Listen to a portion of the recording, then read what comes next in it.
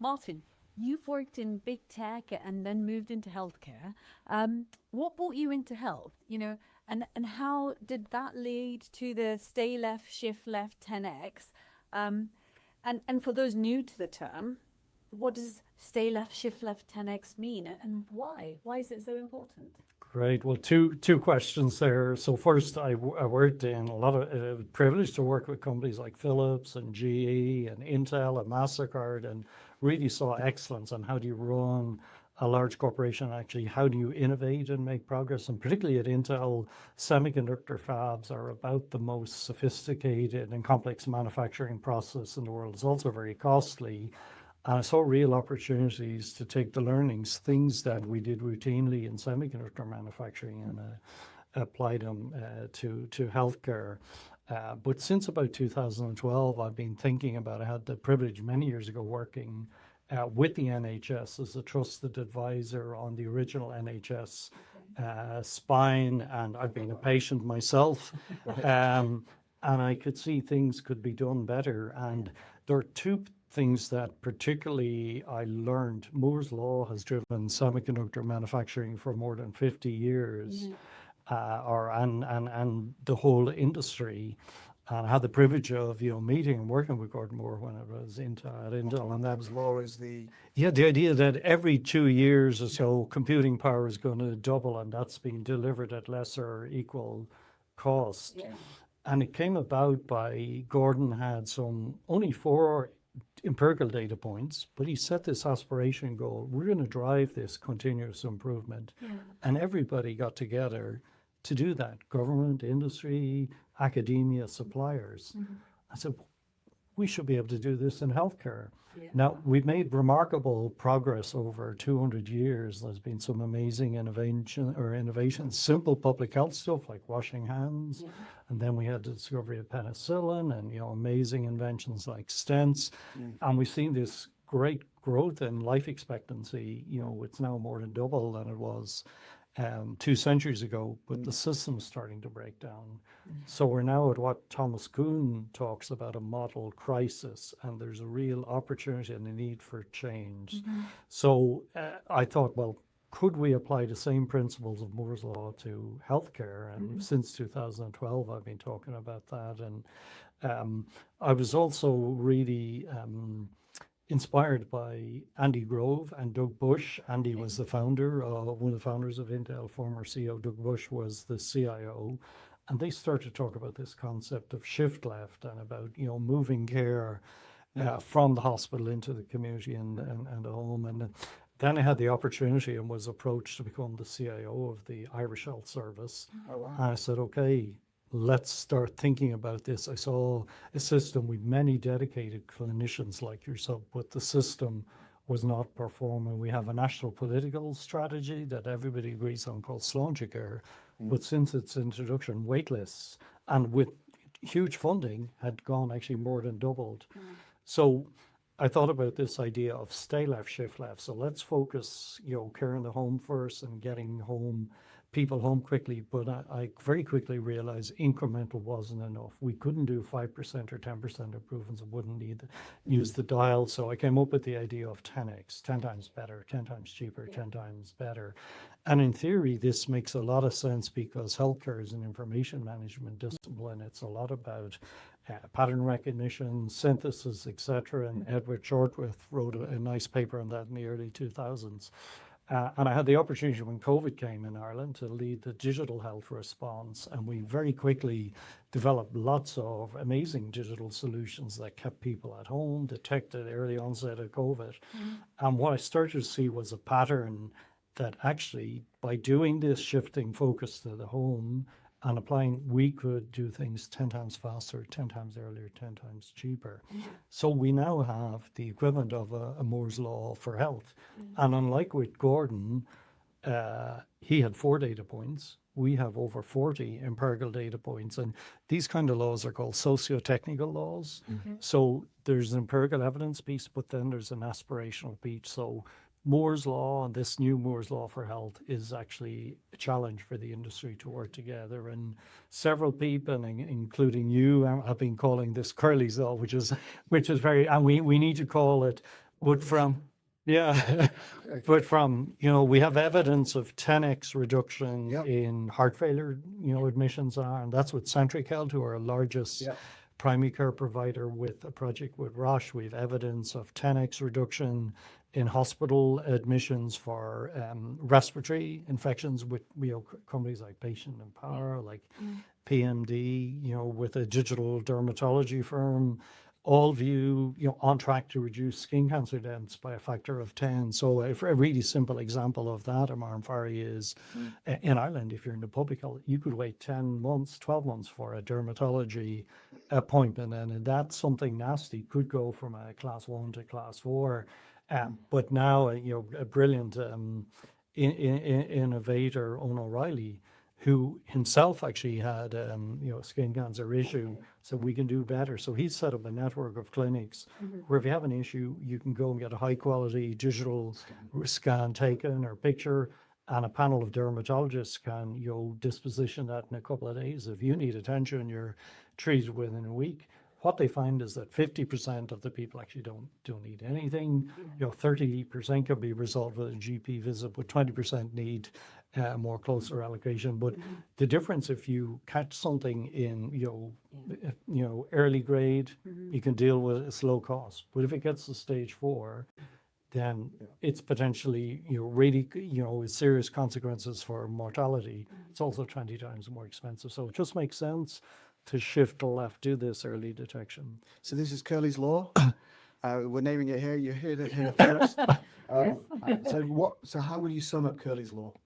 Well, it's very simple. It's about digital and AI interventions applied with a proactive health mindset. Okay. And there's virtually no problem in health that we can't actually tackle with this. So whether it's let's take a real life example. You actually do echocardiograms here, but most people have to go to a hospital for an echo test. In Ireland, some parts of the country, there's an 18-month waiting list. But one of that here as well. Oh, really? And, in fact, some people on that waiting list will die before they get the echo test. But, here you're using the V-scan, you're introducing it, which is a GE device or other device from Butterfly and Philips, and using Caption AI, in 3 or 4 minutes, you can actually do an echo test. So this avoids the 4-month, 8-month, 12-month wait list, or, for the patient, which, and things could happen. But you can immediately then intervene and actually get the patient on a path of recovery. And, we were just talking about this early, Farry, and you were saying, look, if you can do the scan in real time in the surgery, it saves so much time, so much convenience, and it's better for the patient. It's lower cost, it's more sustainable. So this is a brilliant example, and it's happening right here in Wilmslow Health Centre. It is, but we still need to kind of address the way that the contracts are all set up, because we need to kind of align all areas of the NHS so we're all kind of aligned for the patient. I mean, if we do these tests here at the surgery, there's no business case for it. You're actually losing. Oh, and this is so important. Michael Porter once said, the Harvard business or professor, he talked about, in healthcare, too many people get paid more to do the wrong thing. So you have come up with, and you're brilliant here at applied innovation, and you're on the front line. I saw recently a podcast where you're looking at the VentriJet, seismofit device. So what we need is agility in the business model. So, and we need to be able to change the overall business model. And this is a key part of Stay Left, Shift Left 10X, which is about paying for wellness rather than paying for illness. And what I argue in the book is that the current health model runs on what A.R. Johnson called the rule of rescue. And that's the moral imperative. But the tendency, and one of my colleagues in Ireland, Professor Anthony Steen, says in Ireland, we choose to give care in the most expensive place, the acute hospital, at the last possible moment. And what we need to do is shift that completely.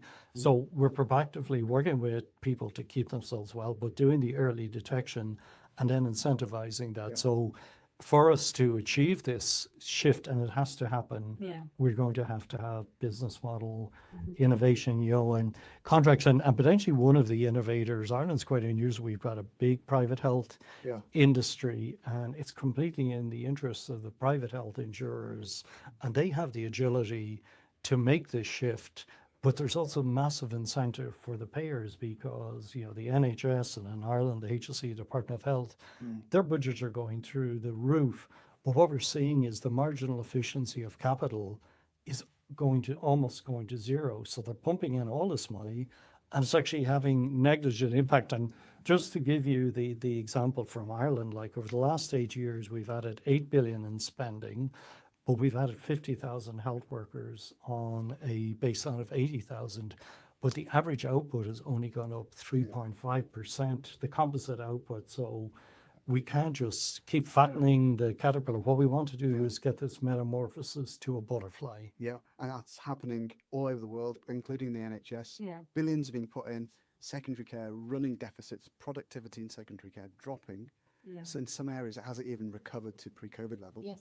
But primary care is, So we're breaking, we're bucking the trend. Yeah. Everywhere else in the NHS, Yeah. there seems to be a reward for failing. Yeah. Well, this is one because I'm working with Professor Wim van Haverbeek, and this is exactly the hypothesis of the paper that actually the bigger the deficits, Yes. the more the health system gets rewarded. But there's a really good exemplar of how to do it differently, and that's Denmark. So Denmark and Ireland, we're 5 million people, but we both have equally brilliant and equally passionate clinicians, but the Danish health system is performing much better. It's ranked far higher. And what's really different there in Denmark, if a region exceeds its budget, rather than getting more money, they actually get fined and their budget for the following year goes down. Whereas in Ireland, the worse you perform, the more money you get. So there's real evidence that managing, and what I've witnessed here is Frugal innovation. In my experience as an innovator, it's not the $500 million investment. It's the ones that are 10,000 or 50,000 and are driven by real need. And you have to, and that's what I see in the UK. I see practices like you are running it as a business, but also your mission is very social, and you can't run a deficit because you're out of business. But the hospitals or the trusts go way over budget. Not all of them. Some of them do very well, but a lot of them, and the hospitals, there's been this gravitational pull. I've been very inspired by West Reading and Keir Starmer and their 10-year plan. And they talk about 3 shifts, and in fact, they're the first 3 shifts that I talk about in the book. The first is from illness to wellness. Okay. The second is from analog to digital, and the third is from hospital to home. But despite an aspirationally being what should have happened in the UK, the hospital budgets have gone up 10%, GP budgets have dropped marginally, and community and social care have actually dropped 50%. But it's good to see now political leadership saying we need to do something different. And I would have to say Keir Starmer and West Reading have to visit here. It's a brilliant exemplar of the neighbourhood health service that West Reading has been talking about. I hope we can get it right this time, because people have been speaking about this shift left for many, many years in the NHS under different guises, but it's never delivered. And actually, more and more resources keep on being siphoned into secondary care. And we're actually at a point where if we don't do something now, we could actually lose the NHS. I think so. And around the world, the NHS is hugely respected. In fact, in Britain, it's the thing that, British people are most proud of, but it's possible. And, in the book, I talk about a new paradigm, but I also talk about a policy and the practice. So first, you have to recognize that as a paradigm, okay, things are changing. And then you actually have to have a policy. And according to the OECD, and I agree with them, the number one thing you need to do is to make a political decision. We actually need to change. And the UK has done that. It's great. But then you need the practice. And I had the privilege 10 years ago chairing the European Commission working group on innovation, and particularly open innovation strategy. And out of that came a practice that we call Open Innovation 2.0. And a core part of that is what we call living labs. And it's a way Right. of introducing radical innovation in a very measured, non-threatening way, because people get threatened with radical innovation. Totally. I think that's one of the challenges that we've had here, because it's a very regulated environment, and we want to bring all of that innovation in, but we've got to be very careful, got to make sure that no patient comes to harm. We've got to be careful about the data, especially with the AI stuff. We've got to be careful that that's all working fine as well, and we've put all the safeguards in. So what advice would you give us in this kind of controlled regulation? Yeah, it's really interesting. And the Open Innovation 2.0 Living Labs is all about crawl, walk, run. So we start with one patient and we co-design with the patient and with the clinicians, and then we go to 10 patients, a couple of clinicians, and we're all, iterating and scaling. And then so that's a proof. And then we go to a demonstrator, and all the time you're building the evidence for, both the clinical evidence, the business evidence, and the technical evidence, because these are very much sort of hardwired and plumbed with digital technology. But just to address what I think, actually, a small number of patients, there will be harm, but far less people will be harmed, in the broader scale. So we have to take risks. If we go back to, Werner Forsman, he was the first person that did cardiac catheterization, and he took a big risk. He put the catheter up his arm and in, and he actually had locked the nurse to the bed. And when he had done it, he unlocked her, and they went to the X-ray, and they were able to see the X-ray. So he took a big risk. He could have killed himself. But so we have to take risks. But the quicker we can test these innovations, iterate them, many more people will be saved and suffering. So what I would say is, embrace, and you're just such a brilliant exemplar of it. I've been inspired by some of your previous podcasts. You spoke at the UN Digital Health Symposium. In fact, this morning I've actually witnessed your Wilmslow triage system in place. And let's give for the people who are watching, an example of why is that a 10x solution. So people are submitting their requests rather than ringing at 9 a.m. on a Monday morning. They're putting in the requests. And I saw your doctor here, Abby, look at it. She had immediate access using your new Medicus medical system, and a particular intervention. She could then decide, we're going to change the medication here, was able to issue the prescription in real time to the patient. So this is 10 times easier for the patient. They could do it from the armchair. It's 10 times more cost effective. It's 10 times more productive.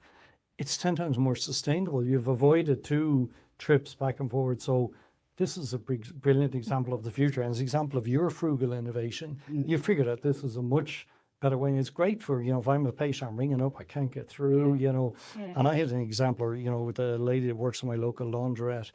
She had to ring 38 times so she could get a prescription changed, for her daughter. So these are simple examples, but Eric Topple's written a great book, The Patient Will See You Now, and he's also been arguing about this change. He says medicine is the discipline that's most resistant to change. But he talks about the consumerization, and if patients just demand this, I listened to a webcast of you earlier talking to the local ICB, and we can do everything on our phone, listen to music, do our banking. Why not our health? So I think the big opportunity is to drive this change from the outside in. Is exactly why I left the Irish Health Service to go to university. We have more power on our phones than, power the Apollo 11. And if we can give every patient their personal electronic health record, the patient education, we can change it from outside in, because, administrators will say, it's going to be too costly. But between cloud computing and empowering patients, we can actually do this completely from the outside in. So I think it's exciting, and we have to do it. Absolutely. Looking forward to working a little bit closely and reading the book further, and also teaching some of our trainees. It's really important to pass this kind of knowledge on to all our trainees, and we are a training practice, and I think people should be learning about this, in their day release courses and the registrar groups. So thank you.